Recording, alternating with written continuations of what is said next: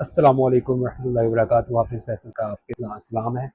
तो जो लोग कुरान करीम को पढ़ना चाहते हैं और जो कुरान करीम की आखिरी 10 सूरतें याद करना चाहते हैं, वीडियो के नीचे आप कमेंट्स लिख सकते हैं।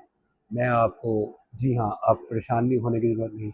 आप सूरतें याद करें और नमाज के अंदर जो है वो उन सूरतों को पढ़ें और अपने लिए और अपनी आने वाली नस्ल के लिए और अपनी नमाज में पढ़कर सूरतों को कब्र को रोशन करें और अपनी ज़िंदगी को और बेहतर बनाएँ ताकि जो है हमारा इस्लाम पर ज़्यादा से ज़्यादा अमल कर सकें। तो जो भाई सीखना चाहते हैं आखिरी 10 सूरतें, तो उनको सूरतें भी सिखाएँगे और वो कमेंट करें नीचे। और जो उससे आगे पढ़ना चाहते हैं और मज़ीद सूरतों को याद करना चाहते हैं, आखिरी 10 के अलावा सूरत 3 आती है और सूरत दोहा आती है और सूरत इन्ना अंज़लनाहु फ़ी लैलतिल क़द्र आती है। तो सूरत हाक़ मुत्तक़ा आती है, तो वो